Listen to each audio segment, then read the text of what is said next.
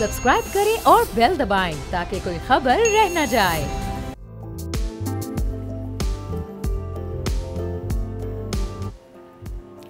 अस्सलाम वालेकुम, मैं बाब जहांगीर। आप देख रहे हैं प्रोग्राम व्यापार। पाकिस्तान स्टॉक एक्सचेंज में तेज़ी का रुझान अभी भी बरकरार है। 86,000 से ऊपर इंडेक्स मौजूद है। बहुत तेज़ी के साथ अब ये 6 फिगर्स के मैजिकल फिगर यानी 1 लाख के इंडेक्स की तरफ बढ़ रहा है। अब देखना यह है कि मजीद कितने दिन इसको लगते हैं वहाँ तक पहुँचने में। सरमायाकारों का एतमाद इस वक्त हमारी मार्केट पर बहुत ज़बरदस्त अंदाज से मौजूद है और रोज़ाना मार्केट ऊपर से ऊपर की तरफ जा रही है। आने वाले दिनों में मजीद कितनी बेहतरी की तवक्को और गुंजाइश मौजूद है, इस पर हम गुफ्तगू करेंगे। एहसन मेहनती साहब, MD and CEO Arif Habib commodities के हमारे साथ। एहसन साहब, बहुत शुक्रिया सर प्रोग्राम के लिए, आपने वक्त निकाला। अब ये स्टॉक मार्केट की इस वक्त जो हम परफॉर्मेंस देख रहे हैं, ये लॉन्ग टर्म में ये स्टेबिलिटी बरकरार रहेगी? हमारे इकोनॉमिक इंडिकेटर्स आहिस्ता आहिस्ता सब पॉजिटिव होते जा रहे हैं।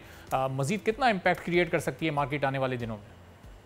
देखिए, इस वक्त सेंटिमेंट्स पॉजिटिव हैं। उसकी 2-3 वजूहत हैं। पहली तो ये है कि कॉन्स्टिट्यूशनल अमेंडमेंट्स के जो इसकी जो इनकी बातें हैं उसमें नज़र आ रहा है कि वो पास हो जाएंगे। कुछ कंसेंसस नज़र आ रहा है। साथ में हमने ये देखा कि कुछ प्रोटेस्ट भी कॉल्ड ऑफ हुए अपोजिशन से। और फिर उसके बाद SCO जो समिट है उसके अंदर सक्सेस हमें नज़र आ रहा है। कुछ प्रोजेक्ट्स ऐसे हैं, कुछ इकोनॉमिक जो सिचुएशन है वो इम्प्रूव करने की जो है CPEC फेज़ 2 की भी जो है वो बात हो रही है। तो आई थिंक ये बहुत सारी ऐसी जो डेवलपमेंट्स हैं जिसमें पाक इंडिया जो ताल्लुकात हैं उसमें इम्प्रूवमेंट है, पाक रशिया, पाक चाइना। आई थिंक ये सारी ओवरवेलमिंग जो है उसके रिस्पॉन्सेज हमें कैपिटल मार्केट के अंदर नज़र आए। और आई थिंक ये एक रीज़न है कि ये मोमेंटम जो है मोस्ट प्रॉब्ली जो है वो कैरी होते हुए नज़र आ रहा है इस अर्निंग सीजन में। और एज अब ज़ाहिर इंटरेस्ट रेट में जिस तरह पिछले 3 रिव्यूज़ में कमी हुई, अब एक्सपेक्टेशन ये है बल्कि यकीनी तौर पर अगले इंटरेस्ट रेट में मजीद ये 2-2.5% की कमी होनी है। तो ये कितना स्ट्रेंथन करेगा मार्केट को आने वाले दिनों में? देखिए, बिल्कुल ये ब्लूमबर्ग की तरफ से जो है ये कुछ प्रोजेक्शंस हैं कि 13.5% पर बाय जून 2025 ये आ जाएगा। इंटरेस्ट रेट इस वक्त डिस्काउंट रेट 17.5% है, वो 13.5% आने की वजह यह है कि रियल इंटरेस्ट रेट 10.6% पॉजिटिव है। तो कहने का मकसद ये है कि ये पॉजिटिविटी जो है वो कंटिन्यू रहेगी over a period next fiscal year के अंदर भी, प्रोवाइडेड हम पॉलिटिकल नॉइस को किसी तरह से डिम कर सकें, सिक्योरिटी अनरेस्ट होता है इसको भी किसी तरह से इस इशू को रिजॉल्व कर सकें। तो आगे जो है वो सिचुएशन काफ़ी क्लियर नज़र आ रही है इकोनॉमिक पॉइंट ऑफ व्यू। ठीक है। और ऐसा जिस तरह हम देख रहे हैं कि मार्केट ऊपर, इंडेक्स ऊपर जा रही है, गोल्ड की कीमतें भी बहुत ज़्यादा बढ़ती जा रही हैं। अब आलमी कीमत ये $2682 की बुलंद सतह तक आ चुकी है और $700 का इसमें मजीद इजाफा हुआ है, जिसके बाद पाकिस्तान में अब ये $2,77,900 की सतह तक इस वक्त पहुँच चुकी है। और ज़ाहिर है कि एक आम आदमी की रेंज से इस वक्त ये बिल्कुल बाहर हो चुकी है। अब इस वक्त हुकूमत हमें बड़ी इस वक्त मुतारिक नज़र आ रही है। मुल्क में टैक्स चोरों के खिलाफ हुकूमत ने घेरे को मजीद तंग कर दिया है और अब बहुत तेज़ी के साथ कार्रवाइयाँ आगे बढ़ाने की बात हो रही है। हुकूमती ज़राए ने दावा किया है कि टैक्स चोरी में मुलविस कई अफराद को गिरफ्तार भी किया जा चुका है। मजीद टैक्स चोरों के खिलाफ कार्रवाई जारी है। वफाकी वज़ीर ख़जाना मोहम्मद औरंगज़ेब ने यह इंकशाफ किया है कि सेल्स टैक्स फ्रॉड में मुलविस अफराद और कंपनीज़ के खिलाफ सख्त कार्रवाई की जा रही है। वज़ीर ख़जाना ने यह भी कहा है कि मईशत के मुख्तलिफ शोबों में सेल्स टैक्स की चोरी के हवाले से FBR की जानिब से की गई स्टडी के मुताबिक टैक्स चोरी और टैक्स फ्रॉड की वजह से 3,400 अरब रुपए का फ़र्क मौजूद है।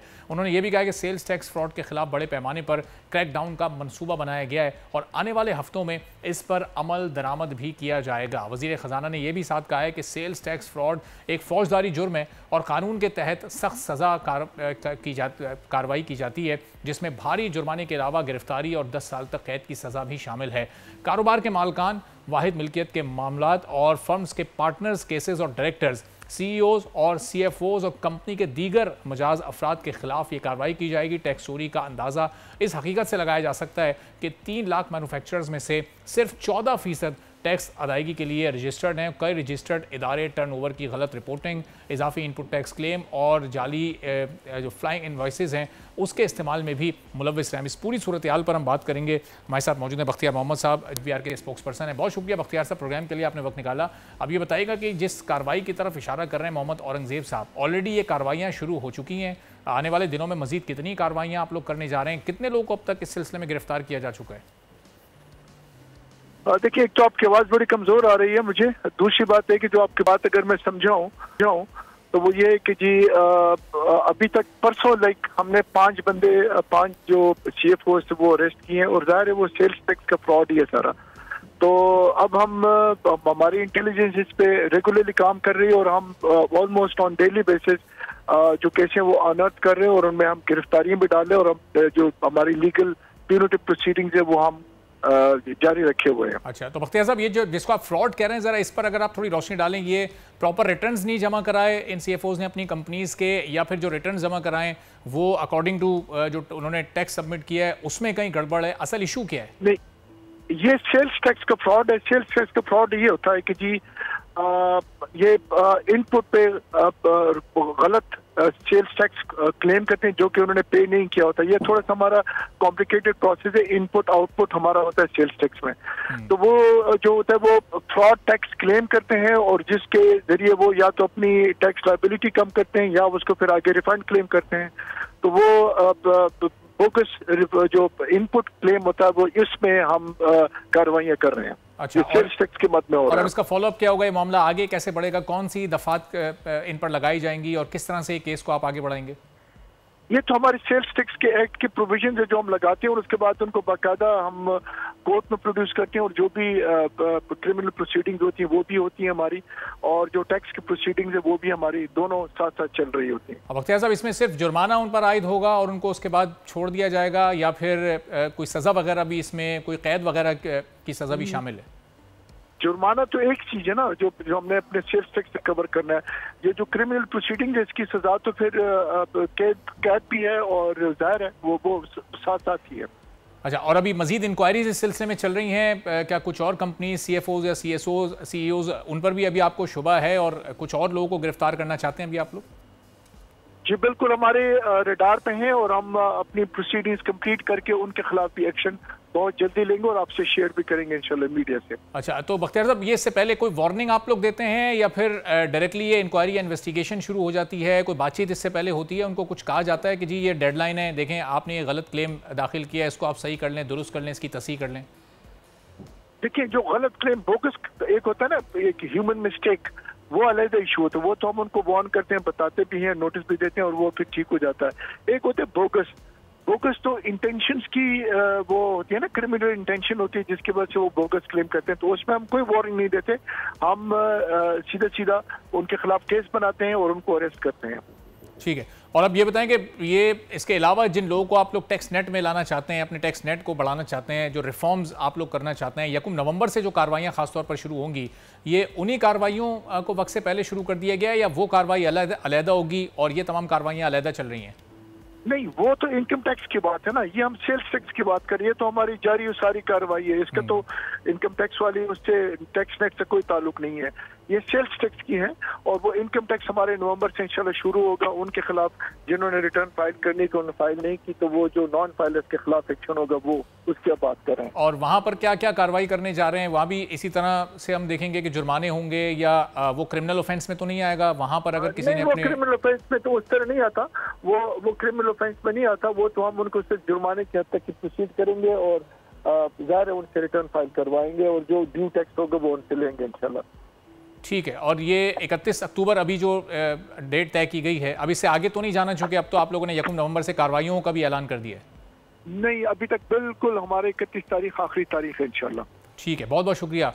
बख्तियार मोहम्मद साहब हमारे साथ मौजूद है। दार और सेल्स टैक्स के सिलसिले में अब ये कार्रवाइयाँ जो की जा रही हैं बहुत तेज़ी के साथ, उसमें आगे आने वाले दिनों में इसका तसलसल जारी रहना है और इसको मज़ीद भी तेज़ किया जाना है। मोहम्मद औरंगज़ेब साहब जो कि वज़ीर ख़ज़ाना है वो भी इस सिलसिले में बड़ी अहम गुफ्तगू कर चुके हैं और इसके साथ साथ जो पाकिस्तान के माशी मसाइल हैं, ज़ाहिर है उनमें ये टैक्स कलेक्शन के ज़रिए भी एक मईशत को इस्तेहकाम दिया जा सकता है। अपने टैक्स नेट को बढ़ाने के लिए FBR बड़ी कोशिशें कर रहा है और टैक्स रिफॉर्म्स भी तेज़ी के साथ करने की कोशिशें की जा रही हैं। अब देखना है कि 1 नवंबर से जो कार्रवाइयाँ शुरू होती हैं उसके क्या नताइज सामने आते हैं। इस वक्त हमारे साथ इकराम होती साहब हमारे माशियात हैं मौजूद हैं, उनसे इस पूरी सूरत हाल पर गुफ्तगू करेंगे। चूँकि अभी रिसेंटली SCO भी ख़त्म हुआ, ट्रेड के नए दरवाजे भी पाकिस्तान के लिए अब खुल चुके हैं, तो पाकिस्तान उन ममालिक के साथ अपनी ट्रेड को किस हद तक बढ़ा सकता है, अपनी अपनी मईशत को किस तरह से मजबूत कर सकता है। इकराम साहब, बहुत शुक्रिया सर प्रोग्राम के लिए, आपने वक्त निकाला।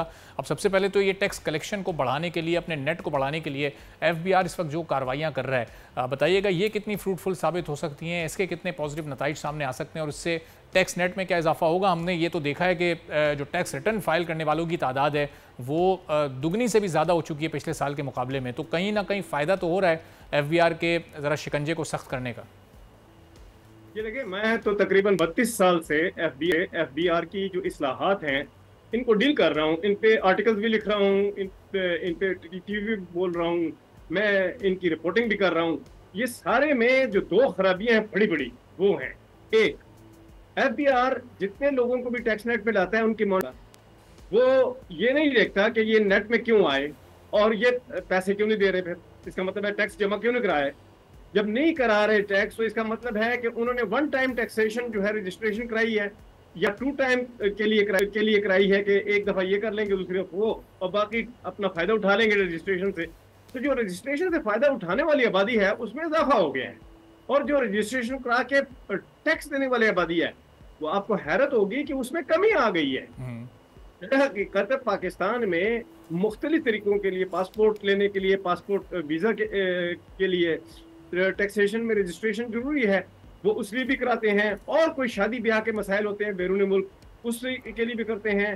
कुछ कॉन्टैक्ट होते हैं बाहर, उन कॉन्टैक्ट को जिंदा रखने के लिए टैक्स रजिस्ट्रेशन कराते हैं। ये कहते हैं कि सारे टैक्स रजिस्टर्ड लोग जो हैं वो हमें पैसे देंगे। ये एक बेवकूफ़ाना तर्ज अमल है और ब्यूरोक्रेटिक है।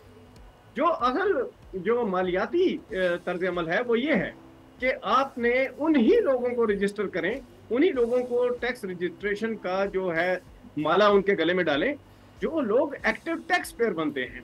एक्टिव टैक्स पेयर बनने के लिए सिर्फ ये नहीं है कि आपने रजिस्ट्रेशन करा ली, आप उनकी मॉनिटरिंग भी करेंगे। आप उनसे 3 चीजें देखेंगे, उनकी आमदन कितनी है, उनके अखराजात कितने हैं, उनका कारोबार क्या है। अब ये जो आमदन कितनी है उसका ताल्लुक जो है वो आ गया इनकम टैक्स के साथ। वो क्या चीजें बेचते हैं जिससे वो आमदन बनती है वो आ गया सेल्स टैक्स के साथ। उसके अलावा जो अखराजात वो करते हैं, जो कि वो शो करते हैं इनकम टैक्स रजिस्ट्रेशन के बाद फाइलिंग में कि हमने ये अखराजात किए, और उन अखराजात पे टैक्स ना काटा जाए, उसका फायदा उठाता है वो रजिस्टर्ड टैक्स पेयर। लेकिन FBR नहीं उसे उठा सकता। क्यों नहीं उठा सकता?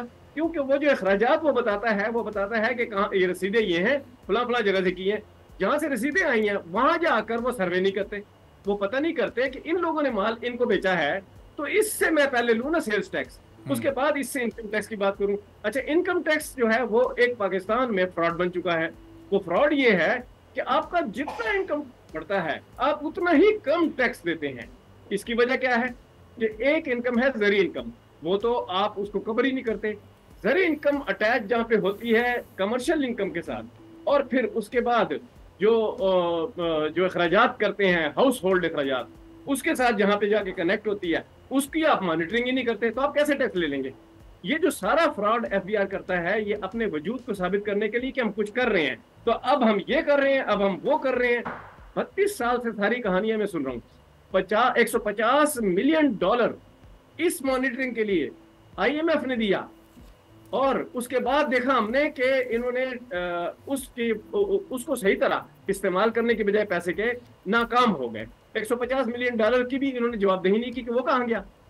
अच्छा, इन्होंने क्या किया कि मुशर्रफ के जमाने में शटर डाउन हो गया। उस शटर डाउन में ये हुआ कि वो जो टैक्स मार्केट से आना था वो भी नहीं आया, और दुश्मनी बन गई FBR की और कारोबारी लोगों की।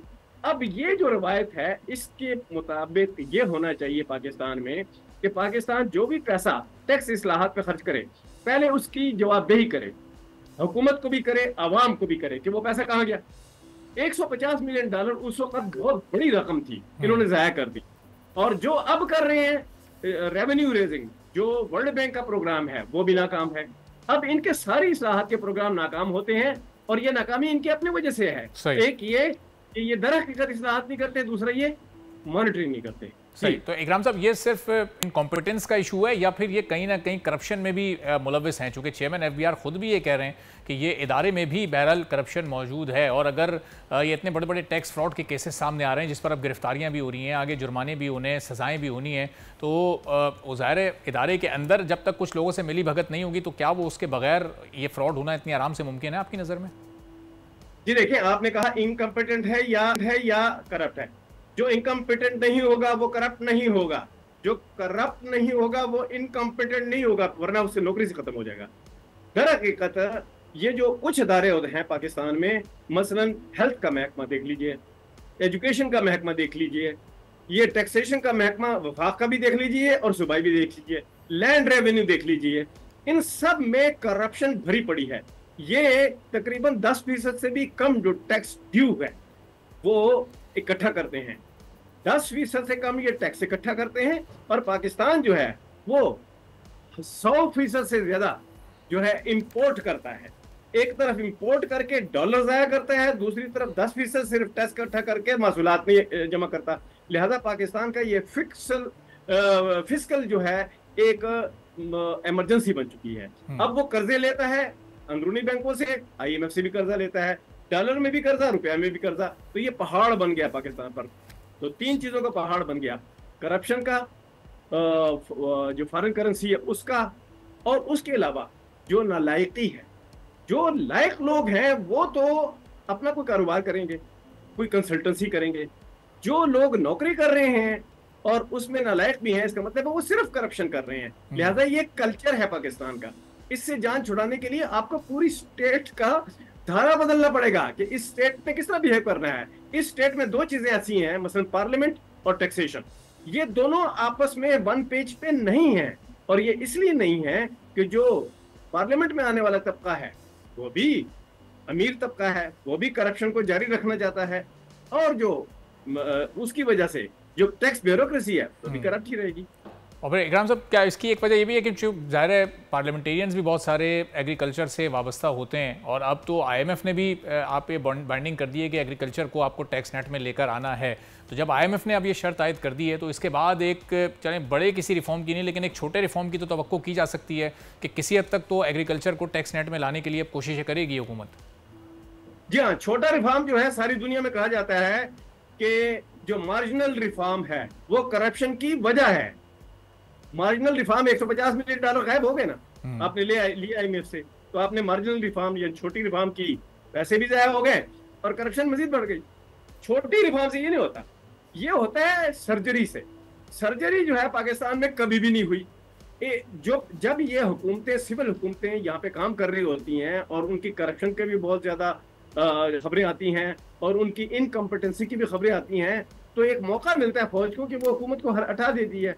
तो ये हटाने वाला अमल लाजमी है कि अगर आप इनको हटाया है एक दफा करप्शन पर या इनकम्पिटेंसी पर, तो दोबारा किस तरह वो लोग इलेक्ट होकर आ जाते हैं। तो ये ऊपर टॉप पे जो है ना सारा मसला है।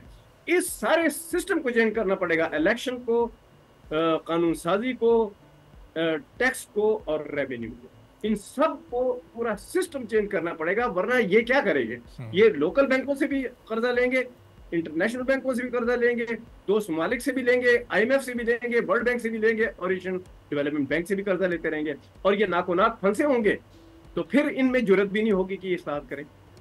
सही। तो इसका मतलब इकराम साहब, ये जिस तरह के रिफॉर्म की आप बात कर रहे हैं वो ओवरनाइट तो होता हुआ नज़र नहीं आ रहा, और बल्कि चंद महीनों बाद भी शायद करने की कोई इंटेंशन ऐसी नज़र नहीं आ रही। तो इसका मतलब ये IMF के अभी 24वें प्रोग्राम में हम गए, हमारी ये मुश्किलात नहीं ख़त्म होने वाली, 3 साल बाद हम ये 25वां प्रोग्राम लेंगे, उसके बाद फिर ये सिलसिला चलता रहेगा, क्योंकि इस कर्ज़ को उतारने का या अपने पाँव पर खड़े होने के इक़दाम तो अभी हम नहीं उठा रहे हैं प्रैक्टिकली।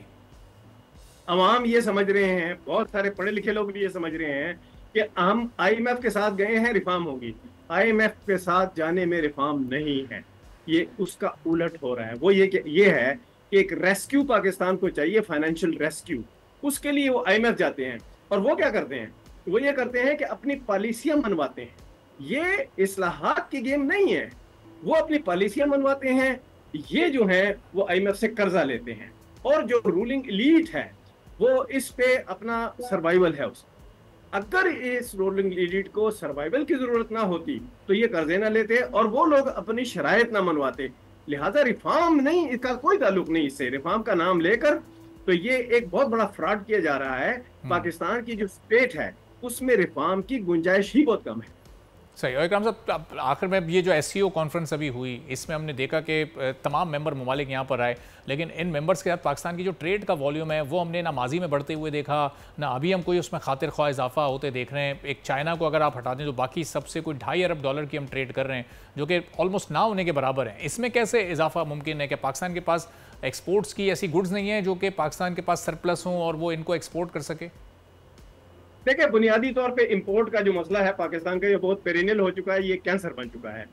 ये अवाम के लिए भी कैंसर बन चुका है, स्टेट के लिए भी कैंसर बन चुका है। वो ये है कि आपके जो फॉरेन एक्सचेंज है यानी डॉलर, ये आप इंपोर्ट पे खर्च करते हैं तो पाकिस्तान को कर्जा भी तो वापस करना होता है ना, तो उसके लिए बचता कुछ नहीं।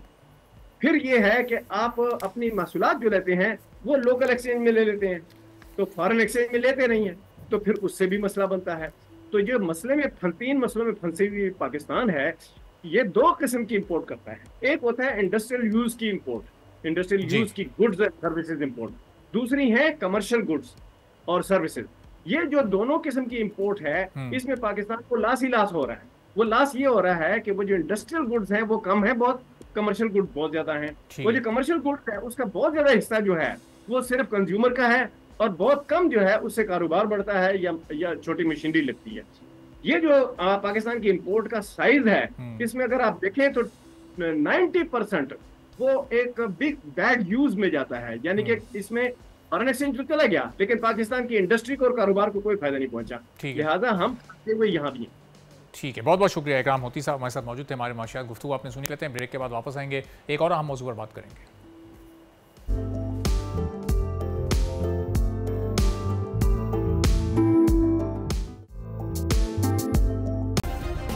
सब्सक्राइब करें और बेल दबाएं ताकि कोई खबर रह न जाए।